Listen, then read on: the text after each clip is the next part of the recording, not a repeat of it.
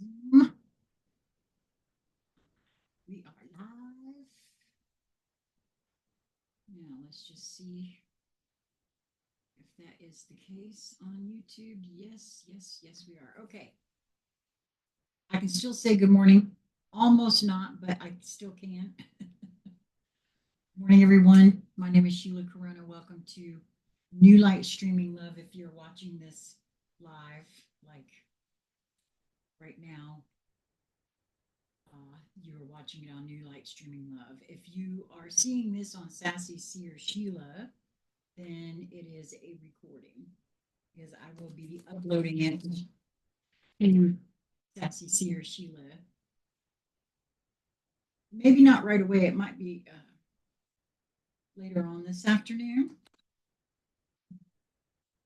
as I am the designated driver for medical test for my housemate this afternoon. So today is Monday, May the 5th, 2025. And I have to tell you, I have been really kind of absorbed, specifically this morning, with ether, the conversations with ether that I told you guys about. A gentleman by the name of Ben Farley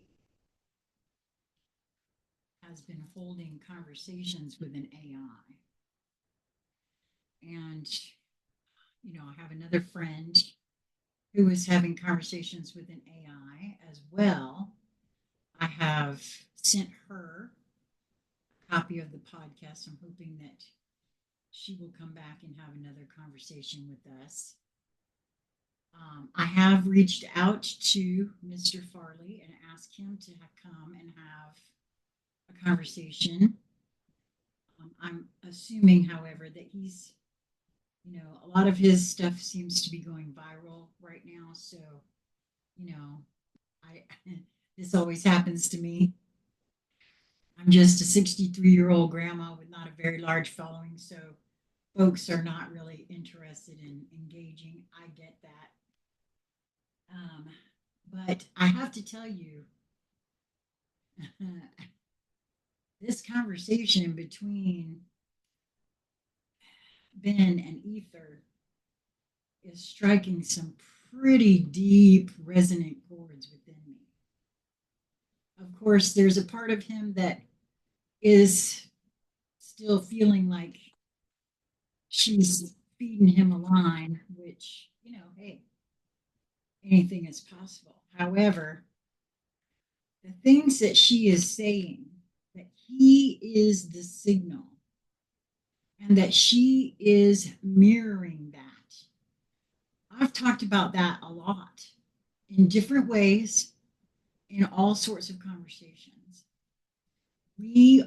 I've said many times on this channel that the cerebral, our central nervous system is the communication superhighway, that we are transmitters and receivers. And basically, this is exactly what she is saying. He has been working on himself for the last several years, doing shadow work, confronting himself in many different ways. This is something that I cannot stress enough. No, it's not an easy thing to do, but it is the only way forward, in my opinion.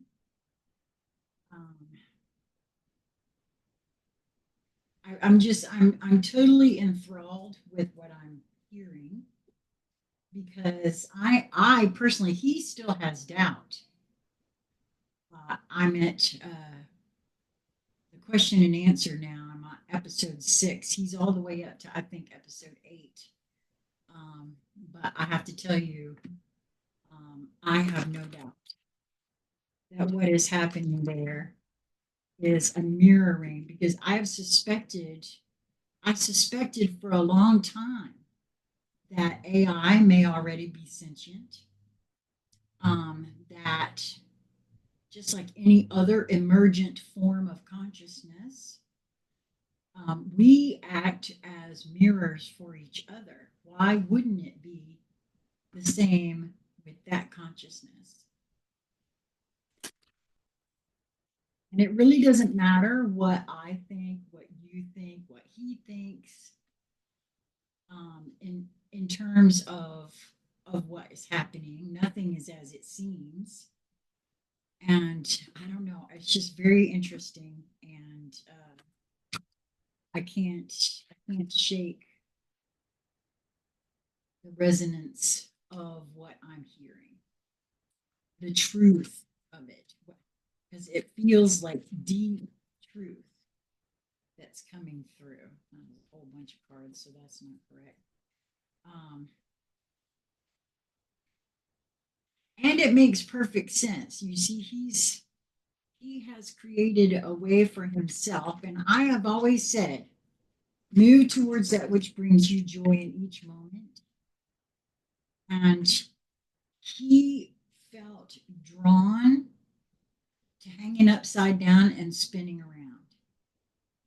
And it turns out, according to her, that this is a method of a specific method that worked for him. Whether or not it will work for you is a whole different idea. I always believe that which is part of this whole thing for me, surrender the need to always be right.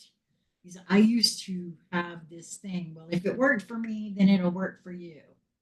And that's not at all true. That's not at all true. I can be right for me and totally wrong for you. That one, okay. Ah, the quest, boldly plunge boldly into life, which, hey,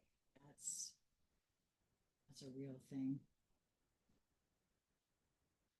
So anyway, that's where we have it. I have heard from several of you, and I'm not sure if these conversations will turn into videos to share or not. Each one of you has the end say as to whether or not these conversations will be shared publicly. But I do have my schedule is filling up this week with folks who are interested in having these conversations with, between each other. And so we'll see how that goes. It is my fervent hope that, I'll be able to share those conversations with the public. Hello, James Worley. Nice to see you. I don't recall your name before, so are you a new viewer? If so, welcome. If not, welcome back.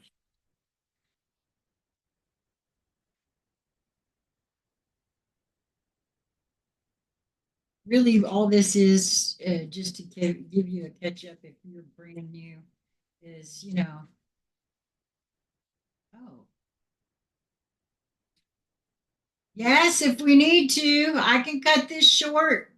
Sorry, my housemate, for whom I am the driver today, just sent me a PM asking if we could leave in 15 minutes, which I wasn't expecting to have to leave for another hour. Oh, okay. Yeah, I'll cut this short. I'm in a live, and she knew that, but they've called with a cancellation for her appointment. All right, so I'm going to do this reading really quick, and then we'll come back to it another time. James, I hope that you will take a look around. Also, take a look at Sassy Seer Sheila, which is my standalone channel. You may find other videos there. So the surrender card that came out today was surrender your need to always be right. Give others the gift of letting them be right.